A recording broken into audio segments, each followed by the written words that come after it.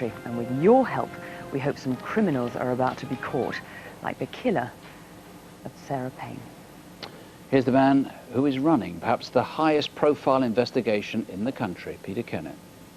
Little Sarah Payne disappeared near her grandparents' home in Sussex in early July and was found dead just over 2 weeks later.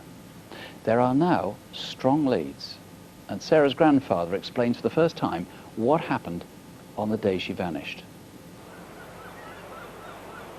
We had dinner, and it was such a lovely evening that we decided to go for a walk on the beach, and which, you know, the children were very excited about because they love going on the beach.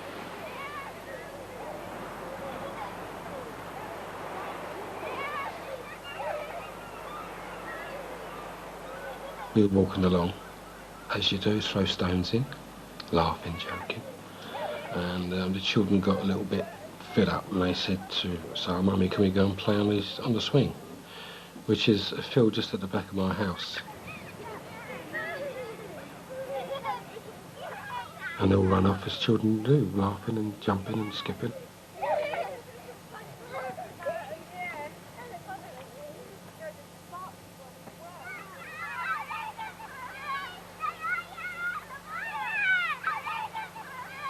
The little ones were playing dinosaurs. And Sarah said that she was going home. She didn't want to play anymore. Well, she went across the field out into the road. Lee went diagonally opposite to cut through the edge to jump out on her. She wasn't there. It was that quick. It's impossible to say exactly what happened to Sarah. It's most likely that she was assaulted and murdered very soon after the abduction, and it's likely that it was carried out in a vehicle which would have been parked in a lay-by or just off the road in an isolated spot, but somewhere probably not too far from where Sarah was abducted. I can virtually remember every day what things that happened. Every day the press was turning up. I mean, I've never been in front of a television camera before in my life. We had to do it for Sarah's sake. I suppose it was probably a week had gone by, 10 days had gone by. And we started talking, and I said, I think we better prepare ourselves for the worst. Police searching for the missing 8-year-old Sarah Payne have found the body of a little girl in West Sussex. My mobile went, and the wife said, I think you better come home. I said to Mike, you've got to get home, mate. He looked at me and I looked at him. He said, oh God. And we drove home and we went into the driveway, and there was 2 police cars there. And I was in the garden. We walked into the garden, and the look, you just knew. You know. I found her.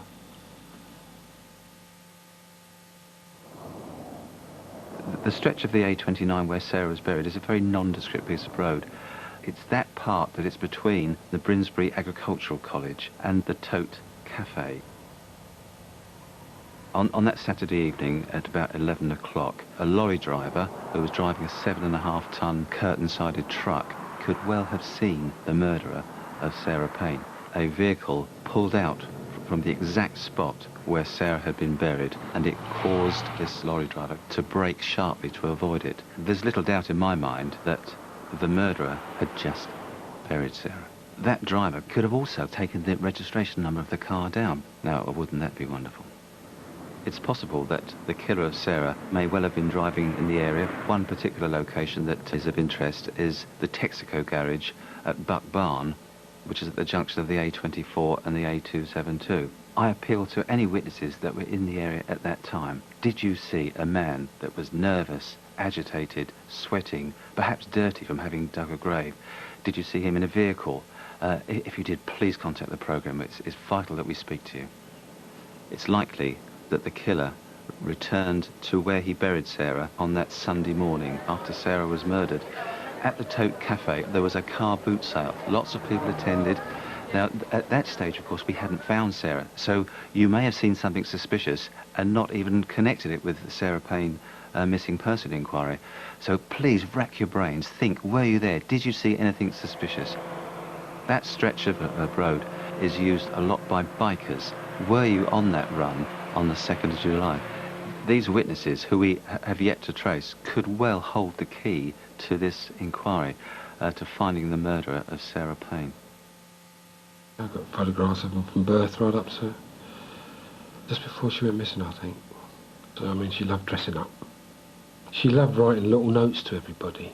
The last note she wrote to us before she went out that door was, Mrs. L. Payne, which is the wife, I love you so, so, so much. It was weird. Just a few weeks ago, they come down and laid 4 breakfast plates out. And the wife said to me, there's only 3.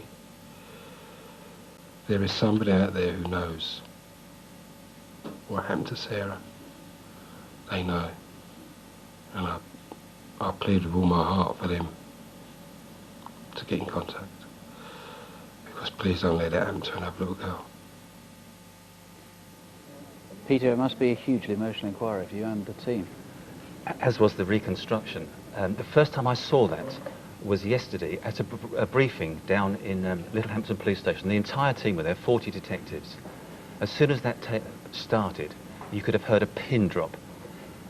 I was not the only person to have tears in my eyes and dabbing them with a handkerchief. It does highlight the bravery of Terry Payne, and particularly the Payne family, who've been absolutely marvellous throughout this entire inquiry. So many people around the country, you know, dabbed their eyes with a handkerchief when they heard about what happened, and so many people have tried to help. Now, surely everybody who could help has already tried to. We are still missing witnesses. For example, there were 2 horse riders on the beach on that Saturday, the 1st of July. There are also children by the swings that we need to see. A number of witnesses there. Tell us what that beach is called. Marky, most people don't know the name of the beach that you go and visit, I suppose. It's Kingston Gorse Beach, which is a beach between Littlehampton and Worthing. So children as well, who may not be watching this programme because they're in bed, but you want parents to look back in their diaries, 1st of July. So look in your diaries, in your calendars for the 1st of July and ask the children, were you there? Were you on that beach? Now, there have been all sorts of strange sightings as well. I know that there's one bonfire in particular that you're trying to find out more about. Yes, there was some hardboard and MDF wood that was on a bonfire which had been taken from a van. It was there for 3 days. The bonfire wasn't lit, and the wood was was taken. Salvaged. I mean, probably salvaged. Entirely Absolutely, innocently. yes. Yeah. So you want whoever salvaged that plywood or whatever it was to let you know. Forward, yes, where is that wood now? Absolutely. And it might be connected. Might have forensic clues on it, of course. And if it did come from a van, somebody would have refitted the interior of a van or a vehicle like a van on the 1st or 2nd of July. Yes, in that Littlehampton, Angmering, Rustington area. So anybody was asked to do that, please call. Absolutely, yes. A shoe, one of Sarah's shoes, a little ladybird shoe, size 234 or 34, was found in Coolham near the Celsians. You've never found the rest of her clothing? We haven't, no, and we're still searching for it now, and we're desperate to find it. This is an identical dress to the one that she was wearing. So if you found that or anything like that, let us know, please. Or a spade like this that was used to dig the little grave. This might have all been burned off by now. This is plastic, but of course that part, the blade, would still be there. And it had some damage to the right-hand corner. It did. It's a lady's border spade, 14 centimetres wide. Okay, there's a substantial reward as well. £150,000. So please, any way that you can help this, but leave this to the Sussex area, please, and try and be specific about calls. Please ring us in the studio on our free phone number 0500 600 600. It's on the screen for most of the show. You can call the Instant Room direct. That's a local rate call, 0845 60 70 999. On Saturday, July the 1st, 2000, 8-year-old schoolgirl Sarah Payne was snatched from the street in front of her grandparents' house at Littlehampton in West Sussex. For the next fortnight, the whole of the UK was gripped as the police desperately searched for the little girl. Everybody wants to find that child because a missing child is every parent's worst nightmare. But Sarah would never be found. She had been abducted and murdered by a 41-year-old convicted paedophile called Roy Whiting. This was a girl he didn't know, who fell into the hands of what could only be described as a monster. Whiting was the #1 suspect, but the police had no evidence and had to release him back into the public. I mean, I had nightmares about it. I literally had nightmares over the first few weeks. What happens if he takes the third child? The whole of the UK wanted to see justice served upon Roy Whiting, one of Britain's most evil killers.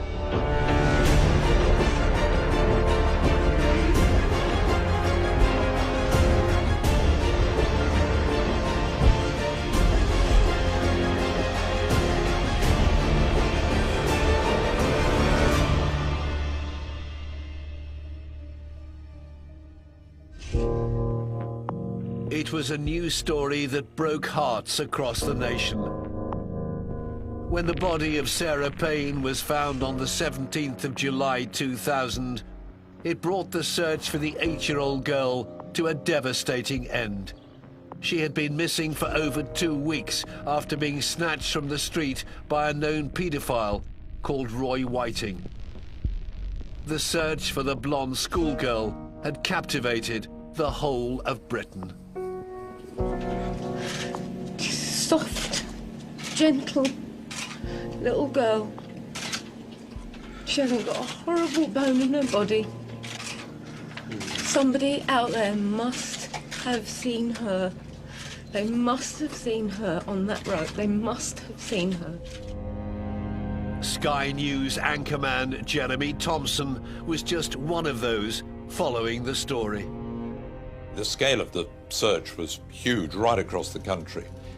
Everybody was looking for Sarah Payne, hoping that they might help police to find her. In the end, of course, as so often happens in these sort of cases, the perpetrator was right under the police's nose, just a few miles away from where Sarah Payne had gone missing. It was a case that affected everyone involved, including lead detective Martin Underhill. That picture shows innocence. It also shows happiness. Those eyes, those beautiful eyes that are smiling at you, actually, they show completeness. And all that was taken away. And her photo will live forever. The murderer, 41-year-old Roy Whiting, had long been suspected as her killer. But it took over 7 months to gather all the evidence needed to finally put him behind bars. He was a loser, he was a loner, and he'll always be remembered for the wrong reasons, which is he was a monster who killed a little girl. This killer's story begins almost 60 years ago. Whiting was born on January the 26th, 1959, in Horsham in West Sussex, and he grew up in nearby Crawley. It was a family that was beset by quite a lot of tragedy. So there were 6 children and 3 of them died in infancy. So an awful lot of trauma to cope with quite early on in his life. Life for the young man didn't get any easier. Whiting's parents, George and Pamela, divorced when he was in his teens. Roy Whiting left school without any qualifications whatsoever. He was somebody who didn't really get along in school. He wasn't particularly academic. He didn't really fit in at all, whether socially or in terms of his studies, so he was always a bit of an outcast. Whiting was clearly a bit of an oddball, a loner. Friends described him as a bit of a Billy No-Mates. When you combine that with the insecure attachments he had within the family, the lack of relationship with his mother, the disrupted relationship with his father, it does start to write a bit of a script. As he entered adulthood, Whiting found a passion for cars, and he began working in a local garage. In 1986, he married a woman he'd met when she was working as an attendant at a petrol station, and they had a child together, but they separated very soon after the birth of that child and ended up getting divorced. By 1990, 31-year-old Whiting was living alone in his hometown of Crawley. It's pretty clear to me that Whiting developed an increasing interest in young girls, girls in their early years. And he, I'm sure, fought to some extent to control that obsession. Pedophilia is actually a sexual social disorder that manifests itself in deviant behavior. That's what it is. It's like you have a disturbance of sexual disorder in your brain, and instead of doing nothing about it, you go and you attack kids. I think he probably recognized it in himself, but didn't quite know how to handle it. And so I think you got that classic mental conflict that afflicts paedophiles, and indeed affects serial killers. Part of them thinks, I want to do it, and part of them thinks, no, you mustn't. But Whiting struggled to control his depraved urges. Eyewitnesses, neighbours, people in the vicinity where he lived talked later about how they believed that he was seen quite often scouting for girls, as somebody said. That around school-going at home time, that he would set off in his van and head off to local schools to see what he could see. So he's probably doing two things at this point in time. He's fantasizing about what he would do if he was on his own with one of these children. He's also identifying vulnerabilities. He's getting familiar with this victim group. He really is a predator getting ready to pounce on his prey. At the age of 36, Whiting couldn't resist his urges any longer. On the 4th of March 1995, he gave in to what you might, I suppose, describe as the wolf within him, and abducted a young girl. He literally scooped her up off the street, took her away to a wooded area where he sexually assaulted her. So this was a really horrendous crime. Soon after the abduction, Whiting had sold his car to avoid detection, but the police soon tracked it down, and forensic evidence within left them with little doubt. It became abundantly clear to the police that this was indeed the car in which the poor girl had been abducted. They arrested and charged Whiting with a sexual attack on a young girl. In June 1995, Roy Whiting was sentenced to just 4 years in prison for the kidnap and assault of a 9-year-old girl. Before he went to trial, a psychiatrist examined him and came to the conclusion that Whiting was not a paedophile, that this was a one-off event and that he was very unlikely to reoffend. While he was in prison, however, there was a second psychiatric report which suggested that not only was he likely to reoffend again, but he was certain to, effectively, that this was a man who was obsessed with young girls. Whiting served just 2.5 years off his sentence, and in 1997 he was back on the streets, albeit with a mark against his name. He was one of the first people to be placed on what was then a new thing called the Sex Offenders Register. Registered sex offenders have to be known to the police, and where they live is important, and there has to be an accurate record of them, and they have to report to the police on a regular basis. Whiting didn't return to Crawley and instead headed for Littlehampton on the south coast of England. Well, after leaving prison, Roy Whiting moved to a seaside town, a town full of families, a town full of children, and this was no accident. And essentially, he tried to blend in on a superficial level in terms of jobs, in terms of appearing to be an average guy. But this wasn't going to last because he was very intent that he was going to offend again. They know they can never curb the urge. They can postpone the urge for years, but they will come again and they will attack again. He was quite, I think, ashamed of who he was. He didn't like himself very much, and he wanted to exert power, he wanted to exert control, and that's what turned him into the predator he became. On July the 1st, 2000, Sarah and Michael Payne had taken their 4 children to Kingston Gorse in Littlehampton to visit family. It would be a day that would change their lives forever. In the late evening, 8-year-old Sarah was playing with her brothers and sister in a field opposite her grandparents' home when she suddenly vanished. It seemed that Sarah was a few yards behind the others and they were out playing, and suddenly they looked round and she was no longer there. She disappeared. It was well into the evening before the family got concerned enough, after they'd searched themselves, before they raised the alarm. Sarah's older brother Lee told police that he saw a man in a white van speeding away just after losing sight of his sister. There was a real possibility that she'd been snatched. This was something that happened very, very quickly. It was a real blitz abduction. There was no grooming, there was no kind of manipulation. It was something that happened very, very fast. The best advice we had was that a child abducted by a paedophile would be dead within 6 hours. The police had to work fast. They needed to track down the man in the white van. Their hope was he would lead them to the 8-year-old girl and Sarah Payne could be brought home alive.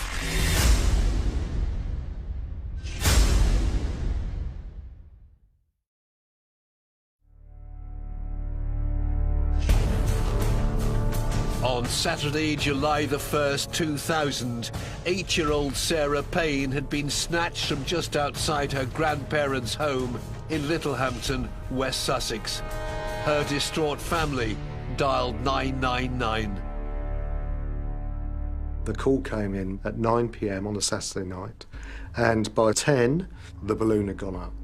And that's a policing term for you escalate it right to the top, to the assistant chief constable, the deputy chief constable. The balloon goes up, everybody's called in. And within 2 hours of Sarah Payne going missing, there were over 100 cops involved in the case. Officers searched through the night, but by morning they had no luck. As news broke across the country, the media reached Littlehampton in their droves. It's possible if she'd moved some distance that she could still be hidden somewhere. But we do have to consider there is a growing possibility that she has been abducted. Time is still of the essence, and for that reason we are prioritising that line of inquiry. It was probably 24 hours after the little girl was reported missing that police started to put out word that they were concerned that there was a missing girl, which has the effect of recruiting the general public to be out there as extra eyes and ears to perhaps keep an eye out for this little girl and to search for her. I'm sure in the first 24 hours most people were looking in the vicinity of the grandparents' home thinking, well, she's just got herself lost, she's wandered into the woods, she's in the field, or she's wandered off down the road. And it would have been only slowly that the concern would have started to dawn that perhaps she'd been abducted rather than just wandered off and got lost. The police only had one lead to work with. Sarah's 13-year-old brother had seen a man behind the wheel of a white van driving away from the scene of the abduction. He was very clear that Sarah fell over and cut her knee. She ran diagonally across the field to go back to Nana, because Nana was at the end of the field. Her house overlooked it. So Sarah runs across the field. Lee thinks, I'm going to get in trouble because I'm the oldest child. I need to supervise this. Sarah disappeared into a hedge. When Lee came out through the same hedge, seconds later, there was no Sarah and there was a white van driving along the road. As the police searched for potential suspects, the hunt for Sarah continued. Within a couple of days, I can remember the scale of this story starting to escalate quite rapidly. The way the police were describing this, they were really concerned. In other words, abduction quite quickly had become a possibility. And they were asking the public to help, and very soon the public around the area in West Sussex were out in quite big numbers, sort of combing fields and woods and trying to look for this girl. Within a couple of hours, we had over 100 police officers involved, and by the Sunday morning and Sunday afternoon, there were 500 police officers involved. And by the Tuesday, so three or 4 days into the incident, there were over 1,000 police officers involved. So at one stage, 1 in 3 police officers in Sussex were working on this case. It was staggering. Everybody wants to help. Nobody wants to see a child missing. Everybody wants to find that child, because a missing child is every family, every parent's worst nightmare. A school photograph of a smiling Sarah Payne was splashed across front pages in a bid to try and find the little girl. That photo of her in her school uniform just swept the world. And I think there's not many things as a police officer, after all the service I've had and the murders I've investigated, that shocked me.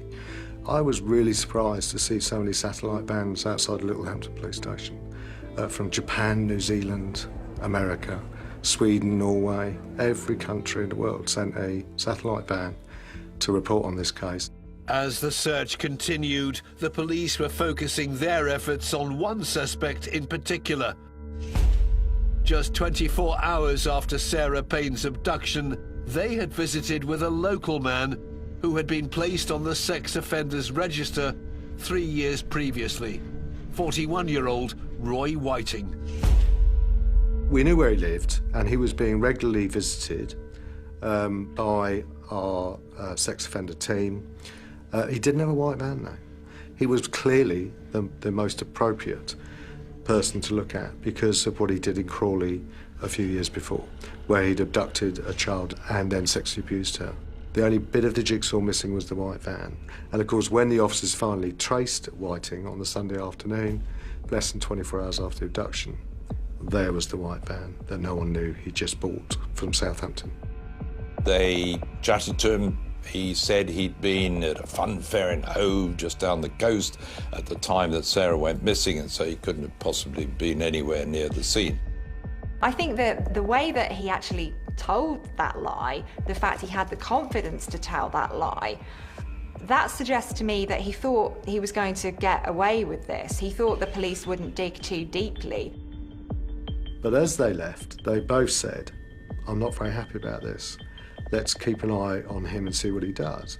And they sat in their police car outside the address. Literally minutes later, Whiting comes out and goes to the white van and goes to open the door, and out falls a receipt. The two detectives immediately got out of their car and headed back towards Whiting for a closer look at the receipt. It was from a petrol station on a road far from Hove, dated Saturday, July the 1st, the day Sarah Payne had been abducted.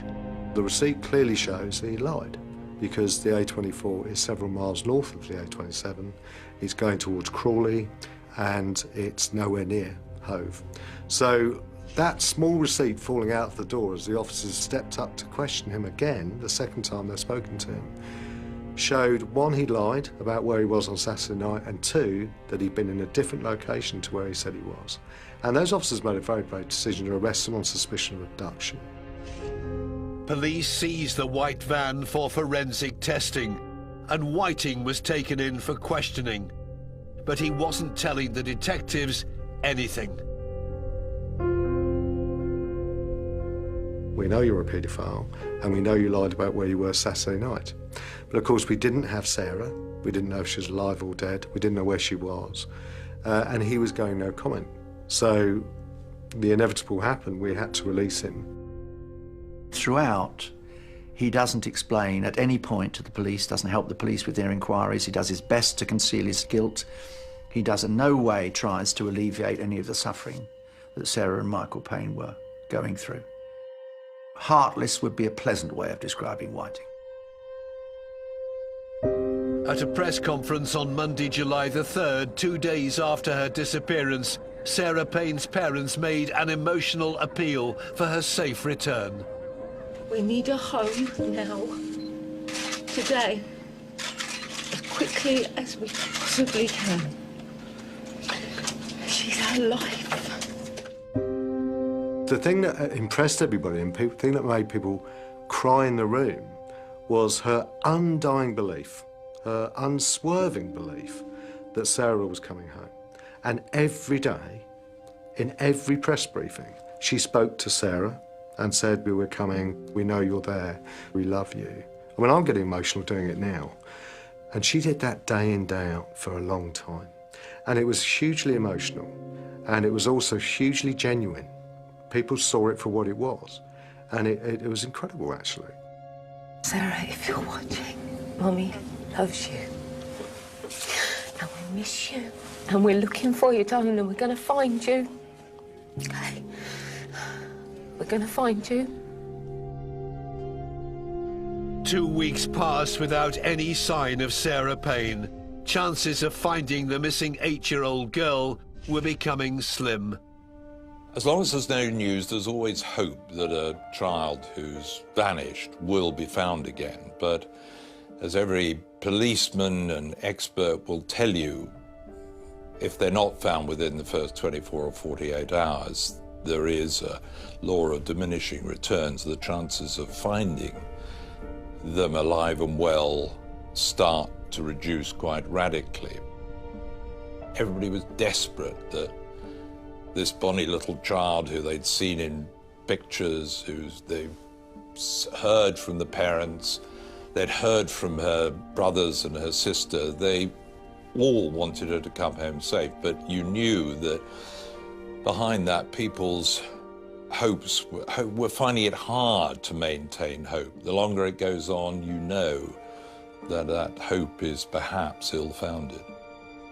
The police were certain that convicted paedophile Roy Whiting was responsible for Sarah's disappearance, but they had so far found no evidence to link him to the crime.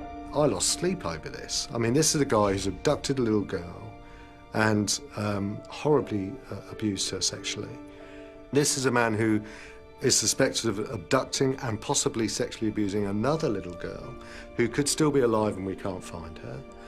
And we've got to let him go because there's not enough evidence to charge him. And what happens if he takes a third child? I mean, I had nightmares about it. I literally had nightmares over the first few weeks. But you have to work within the law. And we didn't have enough to charge him. And he was bailed and released. And a few of us held our breath. What's going to happen next? It wouldn't take long to find out.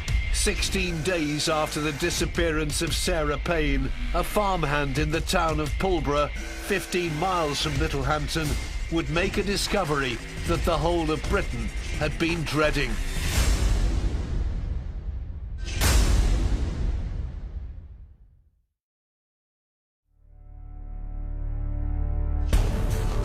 Over a fortnight after the disappearance of 8-year-old Sarah Payne, the police were sure that a local man, Roy Whiting, was responsible for her abduction.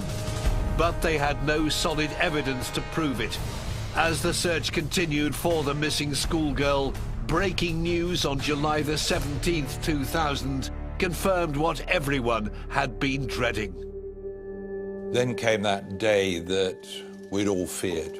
I'm sure the whole country had feared. The police announced that they had found the body of what they believed was a child about 30 feet away from a relatively main trunk road, the A29, partially covered just off a footpath. And I think we all held our breath collectively in news studios, in newsrooms and around the country and homes right across the nation, hoping that it wasn't the worst, but fearing that it probably was. The first thing I can confirm with you now is, as a result of the post-mortem that was carried out in the early hours of this morning, this is now a murder inquiry. The second thing that you will obviously be wishing to anticipate is that we have been able to identify that the body in the field half a mile from here is Sarah Payne's. That was a a black day for the inquiry and a black day for the country, really, because everyone was still living in hope of the little girl coming home, and she didn't come home. She was found lying dead in a field, and she deserved better than that. Sarah had been found in a shallow grave on the edge of a farmer's field. Experts believe that the burial site where Sarah's body was found was dug by Roy Whiting very soon after he'd murdered her. So here is a sexual offender who wants to get this all over with very quickly. And it's almost as if he's just closing that chapter, saying, right, that's done, I'm moving on. There's absolutely no sense of remorse, no sense of empathy with Sarah whatsoever. He's got what he wanted and he's finished. There was no forensic evidence on Sarah's body, so once again the police were left frustrated. They had a receipt that proved that Roy Whiting was in the region at the time, but that was all. They needed some hard evidence, and a 999 call soon gave them that. The day that her body was found, that prompted the lady to pick up the phone and say, I should have told you before, but I saw a child's shoe at the Coolham Crossroads, and that shoe transformed the case.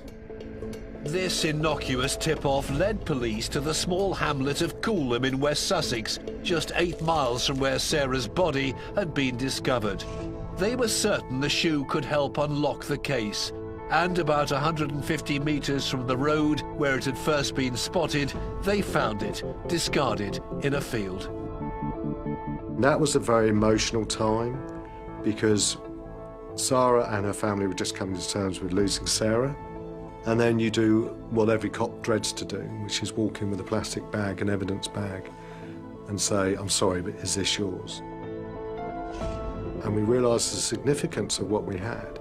We had a man who was going no comment, we had a man that we just didn't have enough to charge, and suddenly we found the shoe as a direct route from the petrol station to where she was found murdered. Hugely important and very emotional for the family to say, oh my God, that's my daughter's shoe. The small, child-sized 13 shoe was sent off for forensic testing. Martin was confident they would find something they could use as evidence. It was a Velcro shoe. And Velcro is one of the most aggressive forensic capturers you'll ever find. A piece of Velcro will grab hundreds of things a day. And that's what this did. This strap on this girl's shoe had literally hundreds of fibres, bits of grass, bits of earth, hair. The #1 suspect, Roy Whiting, had moved back to his hometown of Crawley and was living with his father. Rumours of his involvement in Sarah's murder had spread like wildfire. By this time, Whiting was known locally as a person of interest in the inquiry, indeed the possible killer of Sarah Payne, whose body has then now been discovered. Vigilantes attack Whiting's father's house. They threw bricks through the window, they shout outside, and so Whiting takes himself off and, of all unlikely things, goes to camp in a tent not all that far from the estate in Crawley where he abducted the girl in 1995. Feeling the pressure, Whiting's next move was a bizarre one. Whiting is clearly tormented, and during this period of the summer of 2000, he decides to steal a car. And then when the police went to stop him, he drove off at speed. And in fact drove down a road the wrong way, and a high-speed chase ensued. Faster and faster, Whiting, driving this rather tired Vauxhall as quickly as he can, eventually crashes it into another car.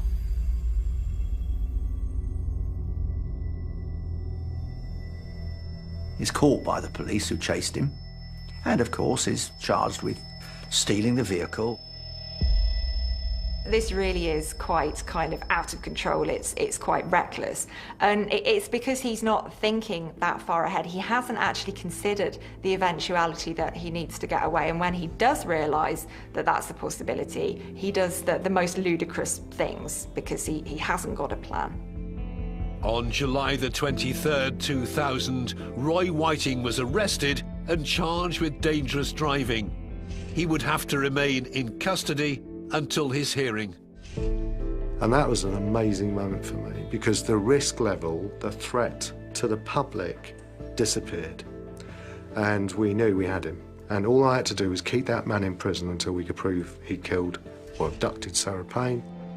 Whiting's time in custody would give detectives the chance to build a case against him. They knew that if they were going to arrest him for Sarah's murder, they had to get it right. Whilst he's in prison, police go back and re-examine his white Fiat van. Bear in mind, a white van had been seen in the lane where Sarah had gone missing. And they find in it, eventually, through very, very meticulous forensic testing, a blonde hair. The blonde hair was a 10 million to 1 shot that it had to be Sarah Payne. There was really very little forensic doubt. The blonde hair discovered on Whiting's sweatshirt was a huge breakthrough in the case, and more strong evidence was still to come from the forensic teams. We found fibres in that shoe which linked Whiting to the shoe and linked the shoe to Sarah. I think it was the icing on the cake for the case. It was the missing piece of the jigsaw, and then we had him, and we had him big time. And slowly they were able to build a strong enough case against Roy Whiting to charge him with the abduction and murder of Sarah Payne. It felt good, actually. I just kept thinking, you can't do this anymore now. We're not going to let you do this anymore, because it's not okay, what you did. And then the hard work started. We had to get the case to trial.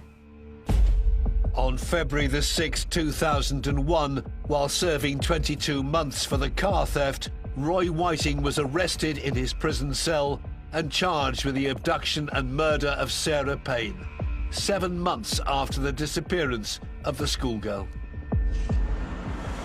Soon after being arrested in Kent this morning, Roy Whiting was driven in a people carrier back to Sussex. As he arrived at Bognor police station, an egg was thrown at the vehicle by one of several onlookers. I got home and cried. That was the culmination of months of work to not just deliver for Sarah's family.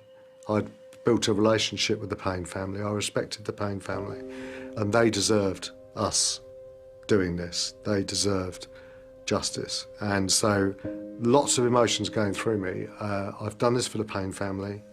I've also done this for the public, because by charging this monster, we're keeping a third kid safe. But Roy Whiting wasn't going to go down without a fight.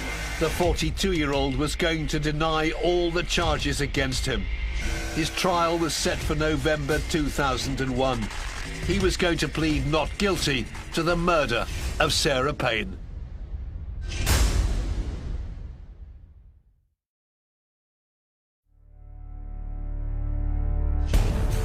In November 2001, 42-year-old Roy Whiting was on trial at Lewes Crown Court for the murder of schoolgirl Sarah Payne. He'd entered a plea of not guilty. Detectives hoped that the 3 key pieces of evidence they had would be enough to convince the jury to put him behind bars forever. When you look at the Coulomb shoe, and when you look at the red sweatshirt, I mean, there was a lot of either luck or fluke in the way this case came together, because we only found out months into the inquiry that he spent Sunday morning steam cleaning the back of that van. Now, we'll never know, because he's never spoken to us. Why didn't he steam clean the front of the van? If he'd steam cleaned the front of the van as well, the red sweatshirt would have gone, and we would have lost a crucial piece of evidence, arguably the most important bit of evidence against Roy Whiting. And the buck barn receipt, I mean, he could have just thrown that away at the time.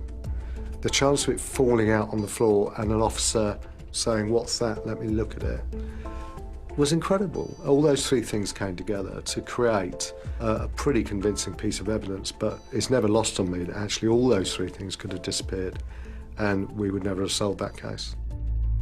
Prosecutor Timothy Langdale QC came up against a wall of denial from Whiting. Well, his defence, to put it bluntly, was, I didn't do it. And I've no idea how there would be a hair of Sarah Payne's on anything in my van. And I'm not responsible for her death. The judge had ruled the jury were not allowed to know about Whiting's previous conviction for sexual abuse on a child in 1995, which made the case against him harder to prove. It was an emotional 19 days in the courtroom. I think one of the most moving moments of the trial was when it was put to him that effectively he threw this poor, innocent girl into the back of a white Ducato van, which he turned into a moving prison. It defies imagining what she must have suffered. There is no possible way anyone could forgive that kind of atrocity, that kind of depraved behaviour. This was a girl he didn't know, entirely innocent, cheerful, smiling, as every picture always showed her, who fell into the hands of what could only be described as a monster. After 9 hours of deliberation, on Wednesday, December the 12th, 2001, the jury had reached their decision. Roy Whiting was guilty of the murder of Sarah Payne. I can't believe for one moment that had he got off the killing of Sarah Payne, he wouldn't have returned to the same modus operandi he'd used in 1995 and 2000. It would have been a tragedy. The 4-week trial was torturous for the Payne family, who were in the courtroom throughout. The pressure, in particular on Sarah's mother, Sarah Payne, must have been enormous, hearing all this evidence about the terrible death of her daughter and having to sit there and listen to Whiting. And one member of the family I seem to remember, and again one can perhaps hardly blame him, said, "May you rot in hell," or something to that effect. But that was the only time anybody gave vent to any kind of emotional response, and that was after Whiting had been convicted. On December the 12th, 2001, Judge Mr. Justice Curtis sentenced Whiting to life imprisonment. He was sent to Wakefield Prison. It was only after the trial that Whiting's previous conviction was read out to the court. The judge said he'd be recommending that Whiting be kept in prison for the rest of his life. This was met by the loudest cries of yes in court. Whiting was taken away to begin that sentence tonight. This doesn't make us happy, but justice has been done. Sarah can rest in peace now. But let's make sure that this stops happening time and time again. It's always shocking to think that somebody can be convicted of an act as awful as a paedophile attack, to be put away in prison, to be put on the sexual offenders register, and yet to be free to harm again. Not that long afterwards, 5 years later. And surely our system is better than that it should better prevent these repeat offences as Whiting managed to carry out. The reverberations surrounding the tragic murder of Sarah Payne can still be felt today.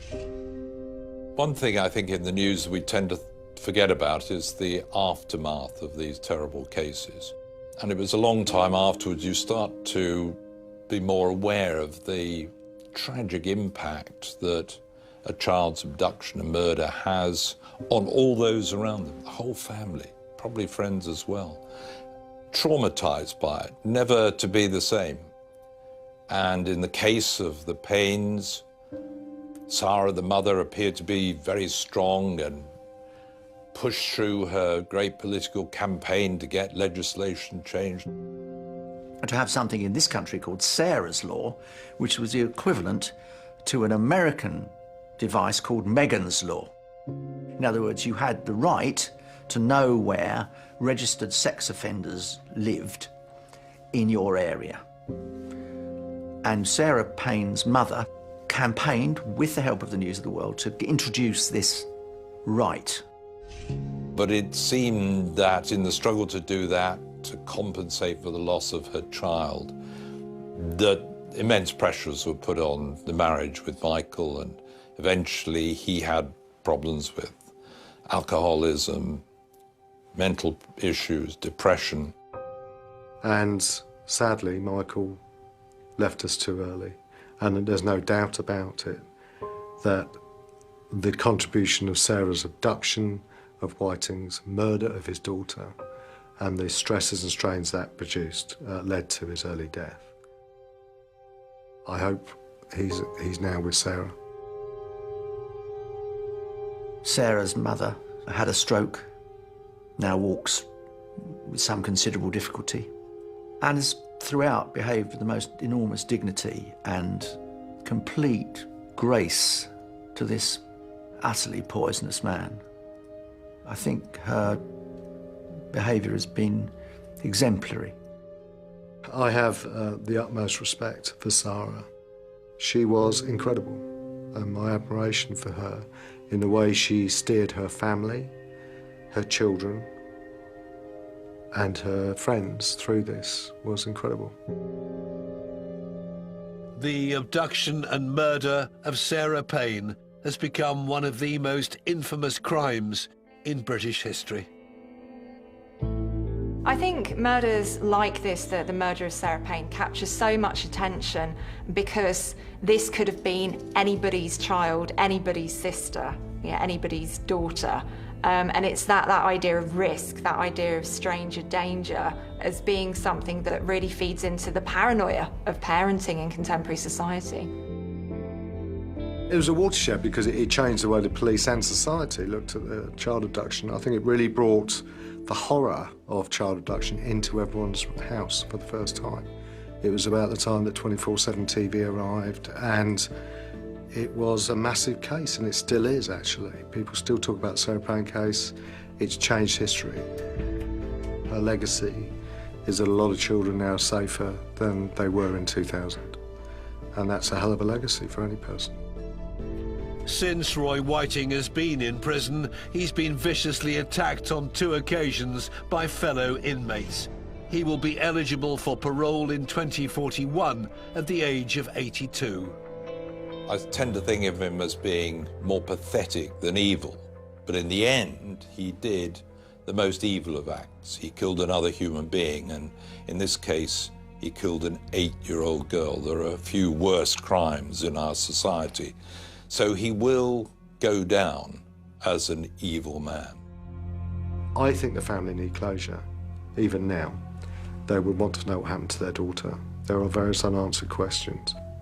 I don't think Roy Whiting will ever speak now, and I hope he rots in hell. The whole of Britain was heartbroken when the body of 8-year-old Sarah Payne was found in July 2000. Everyone had hoped she would return home safe, but there was to be no fairy tale ending. Thanks to persistent police work, Roy Whiting is now behind bars, and the memory and the legacy of Sarah Payne will long outlive her sick killer.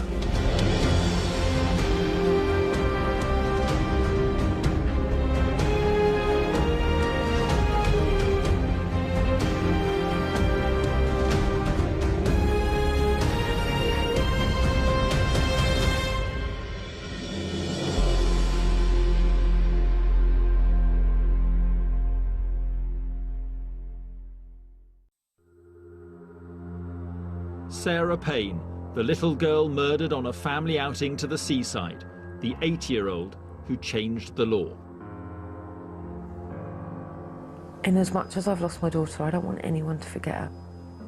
Because if that means that one other parent doesn't go through this, then she didn't die for nothing and she's not going to be forgotten. Police emergency, what's the problem? I've lost my 8-year-old daughter. What's the name of the little one that's missing? Sarah. It's what nightmares are made of. No police officer ever wants to work on a child murder. You know, we're all parents. Although there was lots of circumstantial evidence The actual cold, hard evidence that was used in court was almost totally forensic work. You are also charged that you murdered Sarah Evelyn Isabel Payne. She was a beautiful little girl with a really loving heart who has changed the world in her death. And I just wish she had been alive to change the world in her life.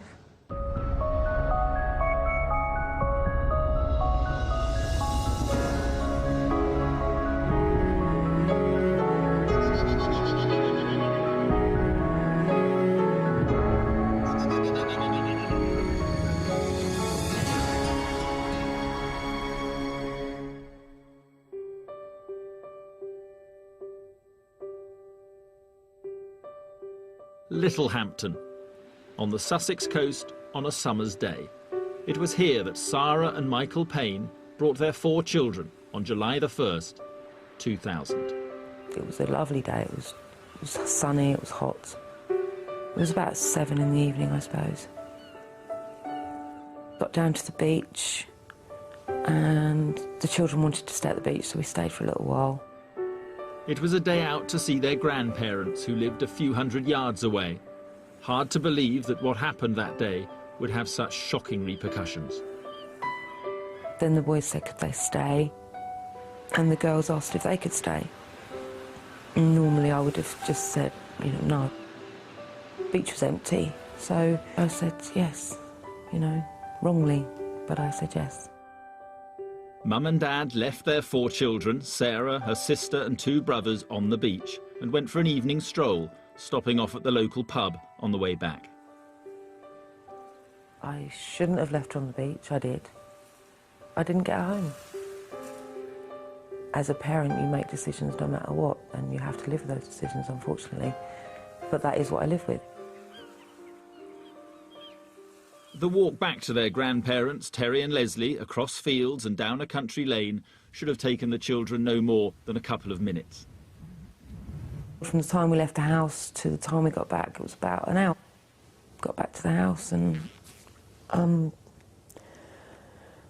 Les just looked at me in a strange way and said, is Sarah with you? And I said no, and it was that immediate panic. I went up to the end of the lane, but I just sensed that she definitely wouldn't have gone any further than that. So then it was back along the lane and it was calling all the time, shouting all the time. We just kept looking. You know when you lose your child in a supermarket and you can't find them, but you kind of know they're around the next corner? It was like that, but intensified. It felt wrong. To be honest, I thought she was hurt somewhere. Lee, the Payne's 13-year-old son, had been the last person to see Sarah as they crossed the field towards their grandparents' house. Lee said that his sister had stumbled, then disappeared from view, and he'd seen something else too. Now, Lee knows cars and he knows vans and he's got a very good memory. He said to me that he'd seen a white van.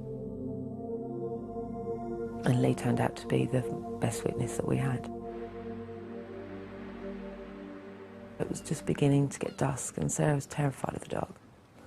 And there's no way she'd want to be outside in the dark, there's just no way. So that's when we made the call. It's an emergency, what's the problem? I've lost my 8-year-old daughter. She's been missing about an hour and 3/4 now. Right.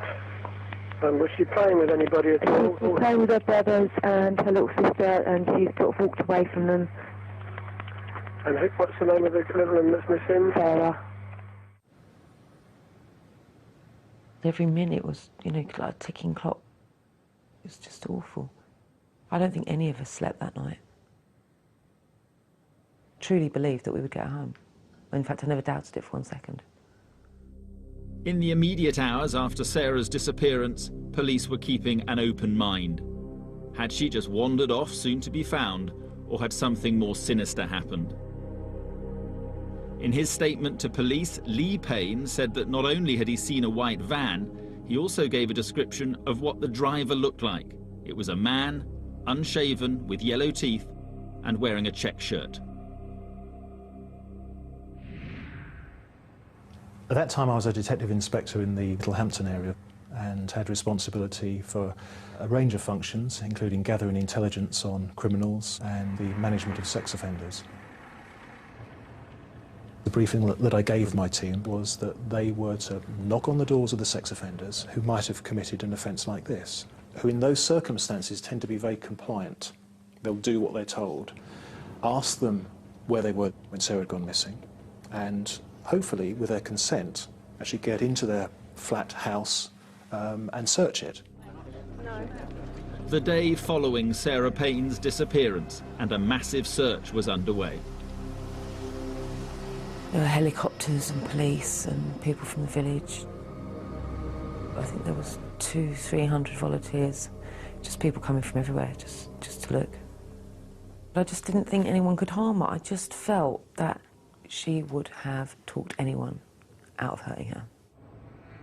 Sunday evening, and police knocked on the front door of a 41-year-old car mechanic who lived a few hundred yards from the Littlehampton seafront. Police wanted to know his whereabouts when Sarah had gone missing.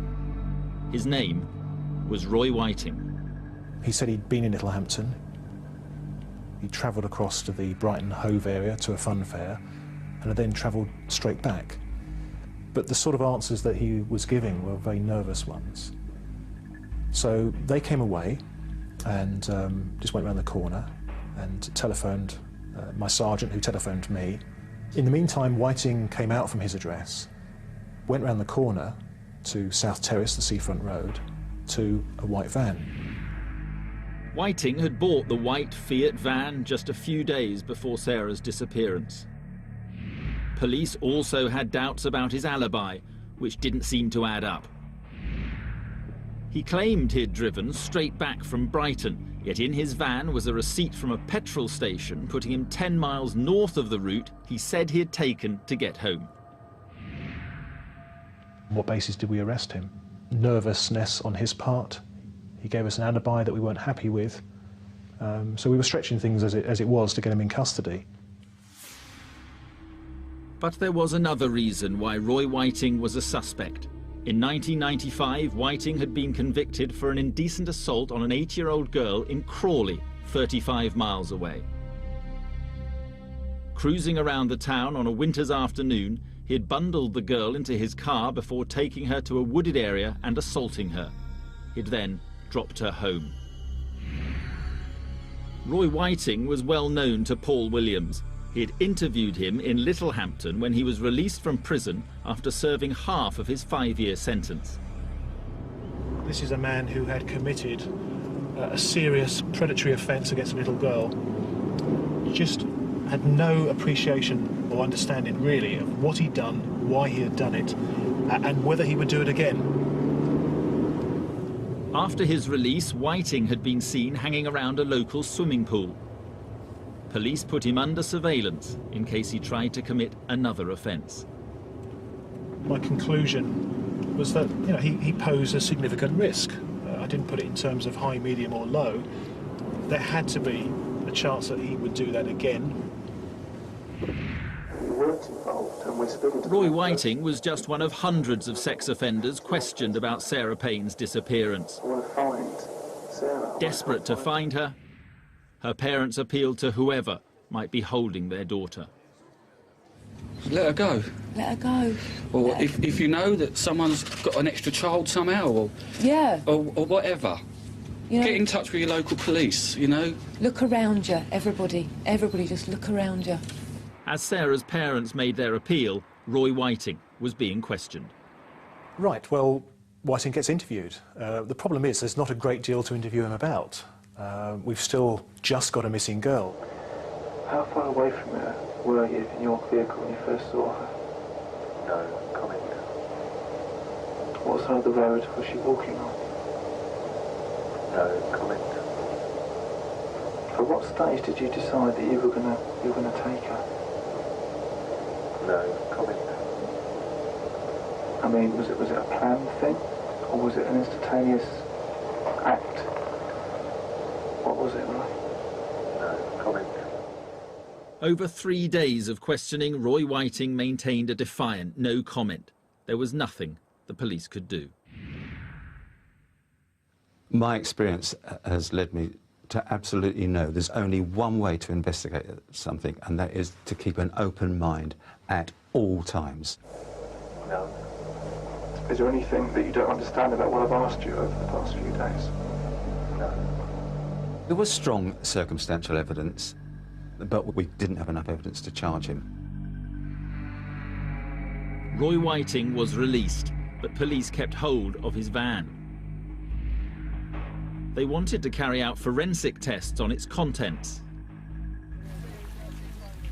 Meanwhile, the search for the missing 8-year-old, Sarah Payne, carried on. It just didn't feel right, it just felt wrong.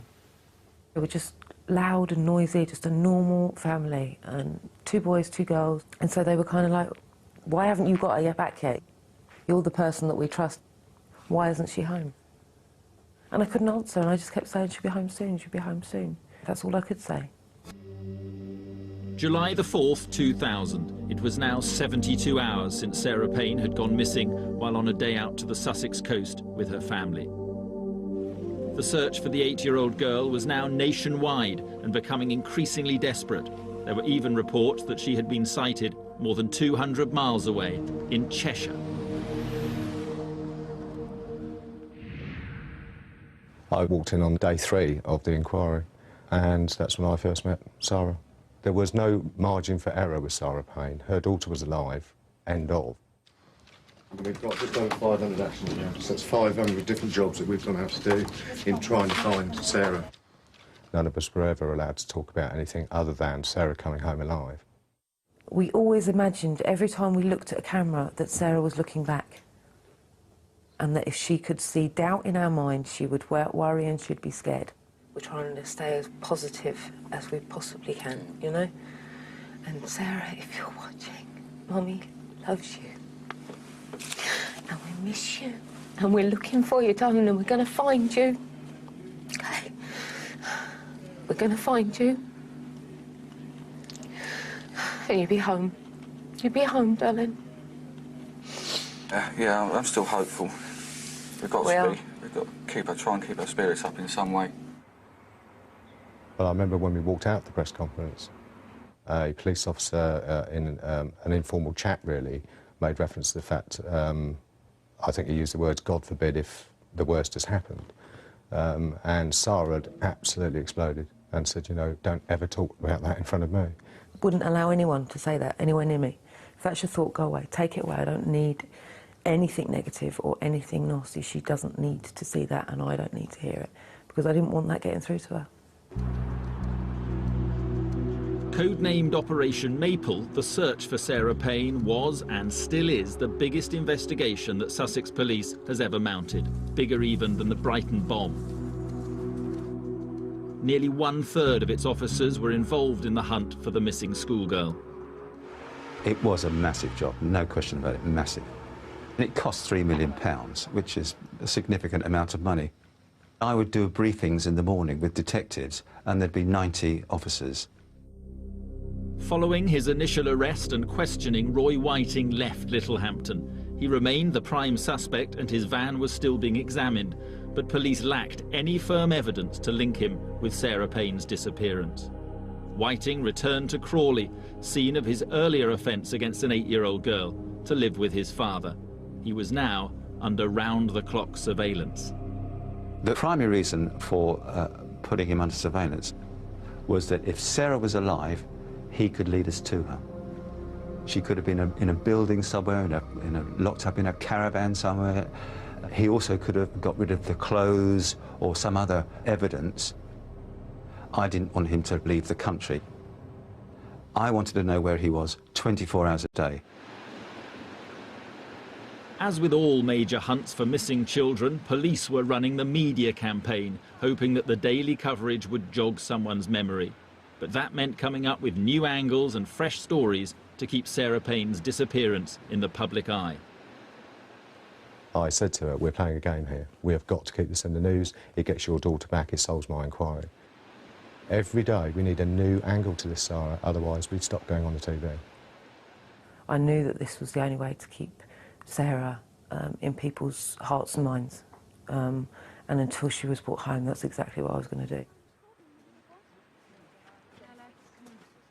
Sarah, if you're watching, please come home. Family's not the same without you.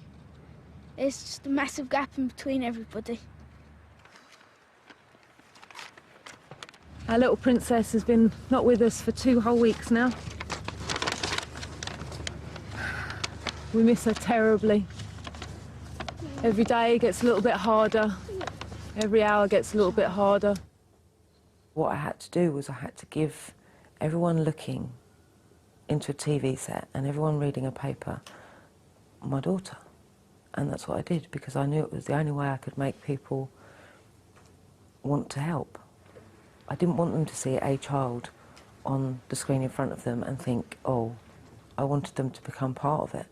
I wanted them to hurt as much as I was hurting, so that they searched as hard as I searched. Ironically, just as we were running out of ideas to keep it in the news, Sarah's body was found. On Monday morning, July the 17th, 2000, in a field opposite Brinsbury College, 15 miles from Littlehampton, came reports of the discovery of a little girl's body. I was at Littlehampton Police Station with most of my team at that point, and we heard that a body had been found just off the A29 road. A member of the public had been walking through the field and had stumbled across a body in a shallow grave. So I gathered my team together and we sped up there, and I initially took charge of the scene.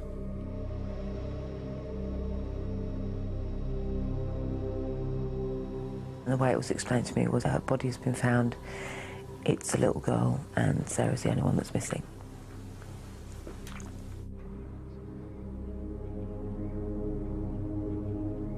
Oh, it was just, and it's like slow motion. I can still see it all in like this slow motion with no sound. And really, to be honest, I don't think I really had time to absorb it or take it in.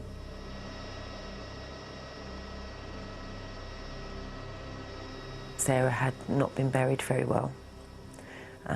She had been exposed to the elements for 17 days. And what was there wasn't a small child.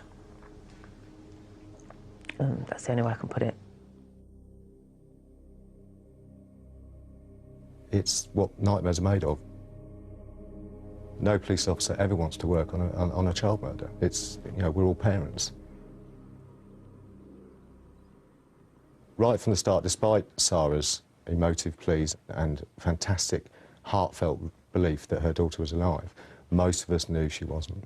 And so we were already gearing up for the scenario of Sarah being found dead long before that body was found.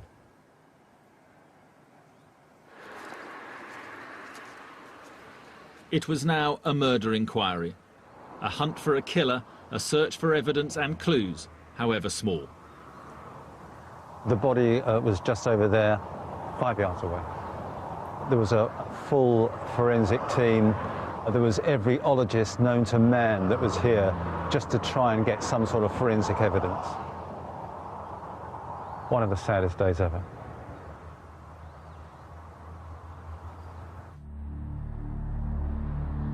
Following the discovery of Sarah's body, the public's response threatened to overwhelm the investigation. We had 1,000 messages coming in a day from the public. I couldn't possibly read 1,000 messages, so we had a team of detectives prioritising those messages into ABC. Everybody wants to help. You've got to sort out the wood from the trees. Amid all the less useful information coming in, much of it just tying up resources, one find was to prove hugely significant. Deborah Bray lived 3 miles away from the murder scene. 2 days after Sarah had disappeared, there was a little shoe in the middle of the road, which was brand new, and it alerted me. I thought some little one from Coolham School had probably thrown it out the car window. And it must have been there 3 or 4 days when it wasn't there anymore. I assumed that maybe someone had picked it up. 2 weeks later, and Deborah Bray heard on the radio about the discovery of Sarah's body in a nearby field and recalled seeing the little shoe in the middle of the road. When the body was found, I rang the police straight away, and whoever it was on the phone said, "Oh, well, can you go and see?" I walked down the road looking for the shoe and found it in amongst the grass under the hedge, quite a way in. So it had been knocked quite away by cars passing. It took quite a lot of looking for. I picked it up very gingerly with my little finger and took it back to the car, and then drove to Brinsbury, where I knew the police were.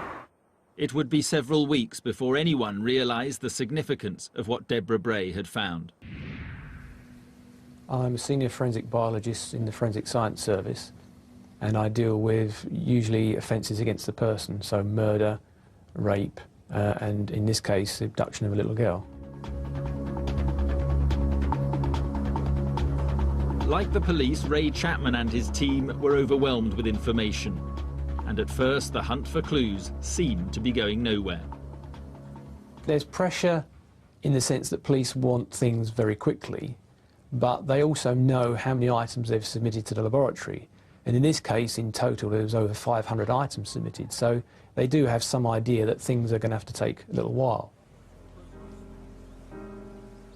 July the 20th, and Sarah's family visit the site where her body was discovered. I wanted Sarah to be remembered. I wanted everyone to remember what happened to this little girl when she went and played on a field. I didn't want her just to disappear into nothingness, and for all those people that had helped search, helped look and written to us, for them to forget.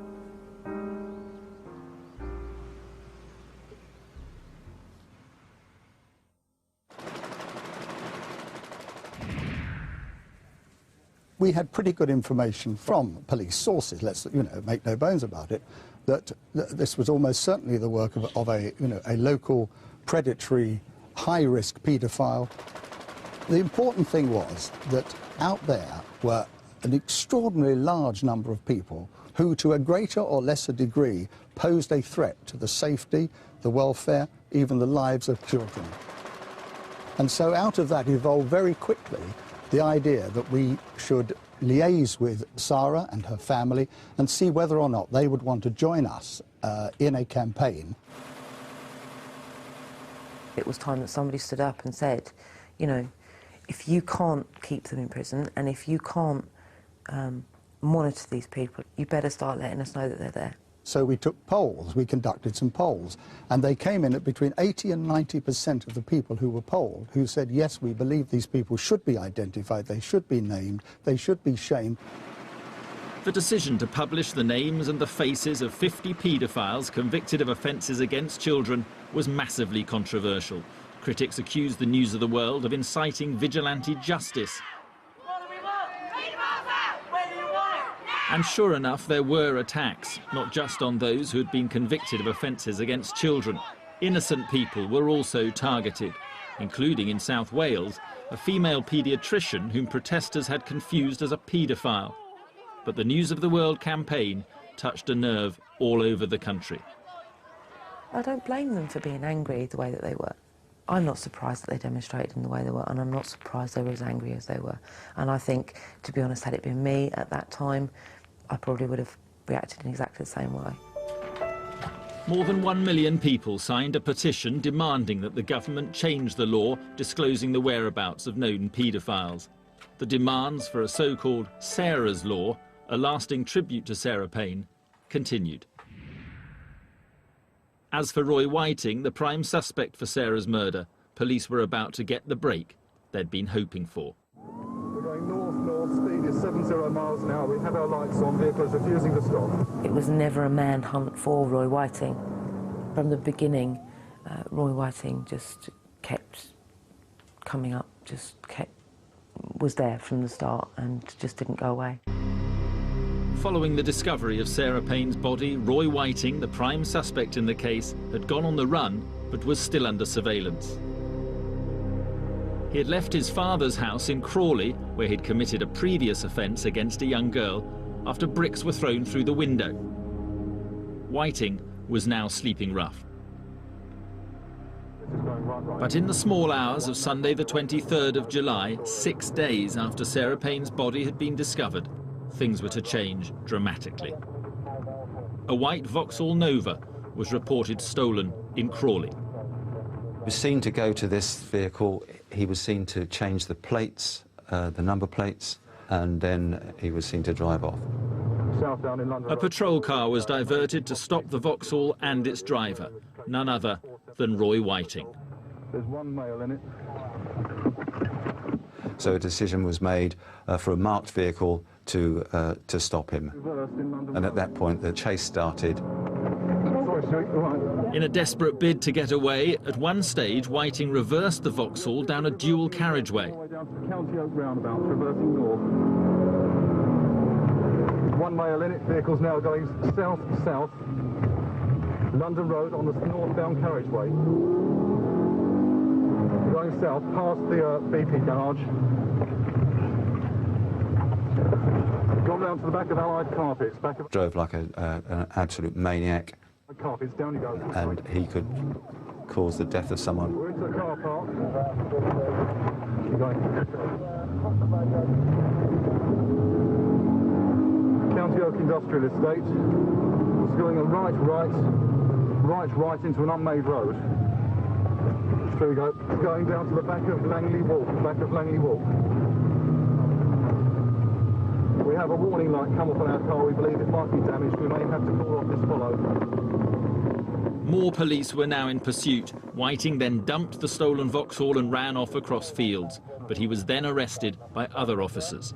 As far as I was concerned, Whiting being arrested was manna from heaven. I was delighted to see that he was then remanded in custody, because then I knew where he was going nowhere, and he couldn't abduct another child, he couldn't assault another child, or couldn't, God forbid, murder another child. Whiting was sent to prison for the theft of the car. In custody, the police had time to question him, but they were under intense pressure to get results from the very top.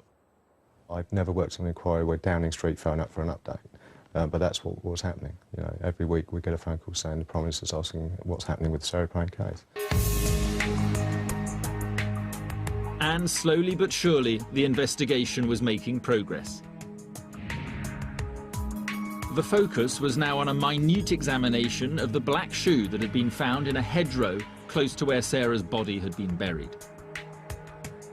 The usual way of retaining fibres is to use a piece of sellotape, and then the stickiness of the tape will pick up any fibres that are on the outside of the clothing. And you can't do that with a Velcro strap because the Velcro will just hold onto the fibres. So an assistant had to sit down and carefully pick off each fibre individually using a pair of forceps. So that took quite a while, and we ended up with 200 or 300 fibres mounted up individually.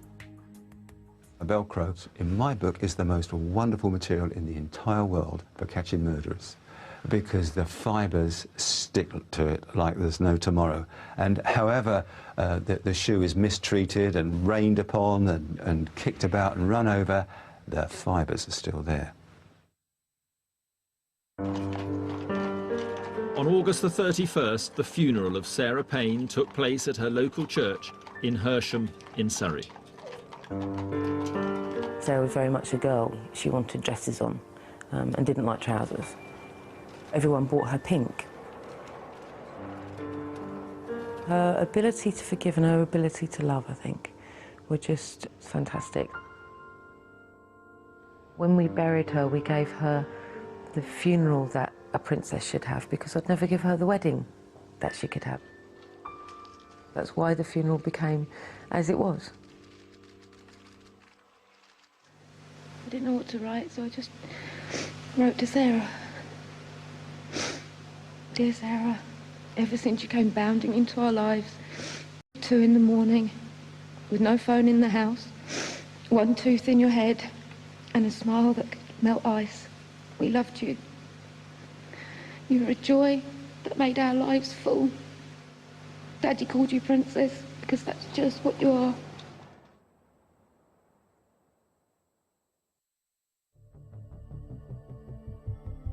Despite all the circumstantial evidence against Roy Whiting, the police still didn't have enough evidence to charge him with Sarah's murder.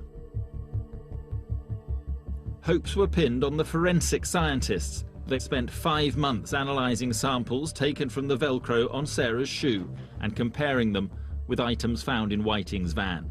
Among them, his red sweatshirt found in the front seat. The shoe was paramount. This little tiny ladybird shoe that had been kicked up and down the road for days and days and weeks, it was the key to the conviction of Roy Whiting. The real breakthrough was when we found a fibre on the Velcro strap that matched the fibres that made up the fabric of the red sweatshirt in the van. Now, we did that by comparing the two fibres under a comparison microscope. One of these slides has a sample of fibres from the red sweatshirt found in Roy Whiting's van. Put that under one side of the microscope. The other slide contains fibres picked off from the shoe, which is thought to be from Sarah Payne. So these are the fibres that were trapped on the Velcro. We put that down the other side of the comparison microscope. So what you can see on the monitor now is a red fibre taken from Sarah Payne's shoe. And on the monitor you can see the exact shade of red, and you might just be able to make out very small particles within the fibre that stop it being too shiny. On the other side, we have a fibre from the red sweatshirt that was found in Roy Whiting's van. And you can see that it's exactly the same shade of red, it's got the same cross-section, and it also has the small particles that stop the fibres becoming too shiny. Over the next few weeks, further tests confirmed the initial results. The fibre from the shoe had come from the red sweatshirt found in Roy Whiting's van. Each one of those processes takes 4 weeks. So you can imagine, it's not like CSI. It's a long, long, slow process, and it takes a long time. It's frustrating, and it's heart-wrenching at times. That link between Sarah's shoe and Whiting's red sweatshirt was just the first breakthrough. Once the red sweatshirt was indicated by the fibres, I could then go ahead and test all the hairs that we found on the sweatshirt, which amounted to 40 hairs, which is an awful lot of DNA testing to do on one item. But in the end it was worth it, because although 39 of those hairs gave no DNA profile whatsoever, one single hair gave a profile that matched fully back to Sarah Payne. The scientific evidence was totally crucial. For the entire length of the inquiry, I've been fighting to keep an open mind, fighting everyone else to keep an open mind, but now I knew Roy Whiting had killed Sarah Payne, definitely. On February the 6th, 2001, Roy Whiting was arrested while in prison when about to complete his sentence for the earlier theft of the car and brought back to Sussex.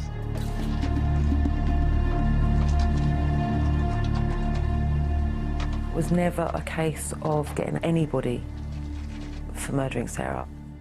I didn't want anybody in prison. I wanted to know that the person that went to prison was definitely the person, 100% sure, absolutely no doubts. Roy William Whiting, I'm Detective Sergeant Hinchcliffe, and I'm going to charge you. You are charged with the offences that I'm going to read out below. You don't have to say anything, but it may harm your defence if you do not mention now something which you later will learn in court. I wanted to be able to look at that man in the eye, for a jury to be able to say you're guilty, and for a judge to be able to say you're going to prison. And after that, for him to go and rot in hell, as far as I'm concerned, and just never, ever be seen or heard of again. You are charged that on Saturday, the 1st of July 2000, at Kingston Gorse, West Sussex, you unlawfully took or carried away Sarah Evelyn Isabel Payne against her will, and that's contrary to common law. You are also charged that between Saturday, the 1st of July 2000, and Monday, the 3rd of July 2000, at Kingston Gorse, West Sussex, or elsewhere, you murdered Sarah Evelyn Isabel Payne. On November the 13th, 2001, Roy Whiting faced a jury at Lewes Crown Court.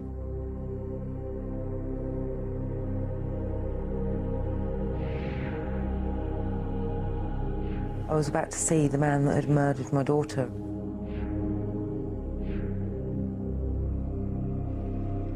I threw up about 2 or 3 times in the morning. I had had nightmares for I don't know how long. And when he came up from the cells, and he was this little, dirty, unkempt man that wasn't a monster, that wasn't this thing that I could possibly ever be scared of in my life. And I knew that the only reason that that man picks on children is because there is no way an adult would have him anywhere near him. Before the jury, Whiting claimed he knew nothing about Sarah's disappearance. He claimed he had forgotten precise details of his movements that night and said he'd been set up by the police. I have never been as confident of getting a conviction from anyone. But after 3 days with the jury being out, I didn't quite have that confidence. I was with Sarah when we got called back into court. We went into court. I don't think I've ever been quite as nervous as I was at that particular stage. And this wonderful young forewoman of the jury, she was asked, how did you find the defendant? And she said in the clearest, loudest voice, guilty. And that was such a relief. When they came through with guilty, I remember a woman on the jury she just cried, just absolutely cried. And for me it was a sense of relief, absolute relief. And then the judge went into all the details, the absolute details of his previous. And that was just horrendous. Before passing sentence, Judge Richard Curtis told Whiting, "You are and will remain an absolute menace to any little girl, and you are every parent's and grandparent's nightmare come true." Then he made the revelation that the psychiatrist who had seen Whiting after his previous attack had warned that he was a high-risk repeat offender. Sarah's murder had proved the psychiatrist right, the judge said. Hearing that was like a knife ripping right the way through. Absolutely. It was like somebody telling me what had happened to my daughter. Moments after Whiting was taken to the cells, Sarah and Michael Payne faced the world's media. This doesn't make us happy, but justice has been done. Sarah can rest in peace now. But let's make sure that this stops happening time and time again. People are being let out of prison when everybody concerned knows that this is going to happen again. Sarah, Michael, can you describe that moment when you heard the verdict? I thought of Sarah and nothing else. Coming on, Cap. The judge recommended that Whiting spend the rest of his life in prison. I know that there are bad people out there. I know that it was a case of, wrong place, wrong time for her. What I was absolutely devastated and what really knocked me flying was the fact that he'd done it before. I am told constantly that it doesn't happen very often, but I am constantly reminding if it only happens to one child, it's too many. Since the death of her daughter in July 2000, abducted and then murdered while on a family day out, Sarah Payne has fought tirelessly for a change in the law. For parents, schools and carers to have the right to know that convicted paedophiles are in their local area. The government has now agreed that a trial version of the so-called Sarah's Law will be introduced in 4 areas of England. Sarah's Law is basically, it's about predatory paedophiles. It's about people that are whiting. If a predator lives in your community, you should be able to go and ask, and somebody should tell you that he is there or she is there. Over the years, Sarah Payne has tackled anyone with influence to get what she believes in and provide a lasting tribute to her daughter. If I had known Roy Whiting lived in that area, there is no way my children would have been out to play. That would have saved my daughter's life.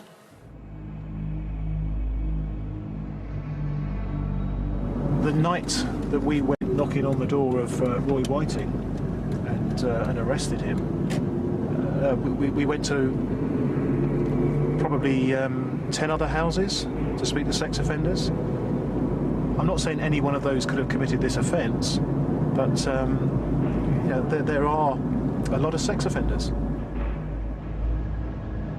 Today there are 30,000 people on the sex offenders register, but that figure doesn't take account of the thousands of others who may have committed offences and gone undetected.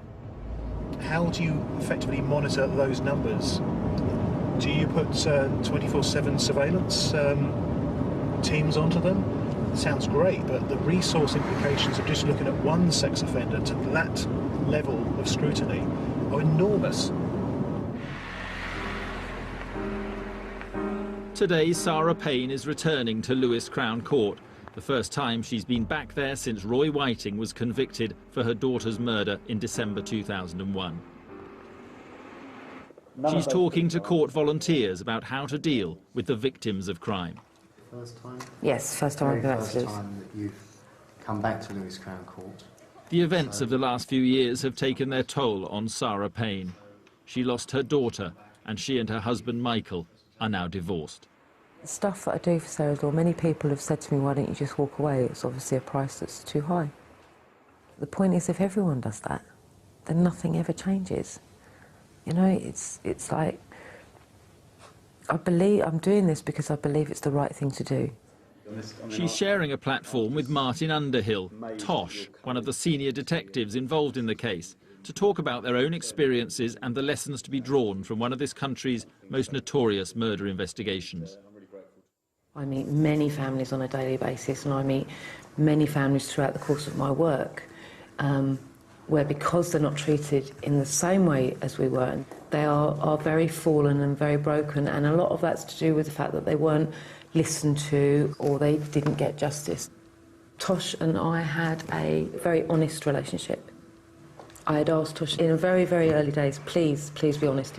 Don't lie to me. Honesty is most definitely the best policy, don't you think? Most difficult time I had with Sarah was the honesty over Roy Whiting. He was arrested on the Sunday, the day after Sarah went missing. It wasn't the fact someone had been arrested, it was the fact that this man had done it before. And we had to tell her. And there were a lot of tears and a lot of anger. And she actually said to me, I want to know exactly what he did. And that was awful. That was a very difficult moment. It was horrible to hear, but I had to know the details. And had Martin lied to me at that point, that would have been the end of our relationship. The girl was actually taken from Kingston Lane, wasn't she? No comment. In the years since Roy Whiting was convicted for the murder of Sarah Payne and sent to prison for life, there are still unanswered questions. Sarah, I want to help find her. To this day, Whiting has always refused to cooperate with the police. Yeah, no comment. The sad thing is, at the moment, we don't know how exactly Sarah died or why. I write to him every year on the anniversary of his conviction and ask him if he was prepared to speak to the police. So far, he has never responded to those letters, but we will continue writing those letters for the foreseeable future, because I think the family and the police force have a right to know what happened.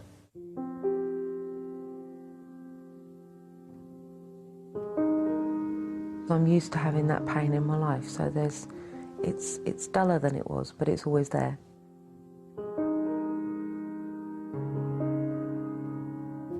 It's silly things that set it off. Such silly things. It's things like just before Christmas I walked around to the shop and there was a young lad there who's, well, they're 16 now, 17, and he's so tall. And he was Sarah's kind of boyfriend, if you like, you know, their first little boyfriend in school. And it was just, I was so upset when I got back, I just couldn't help but cry, because I've been robbed of that.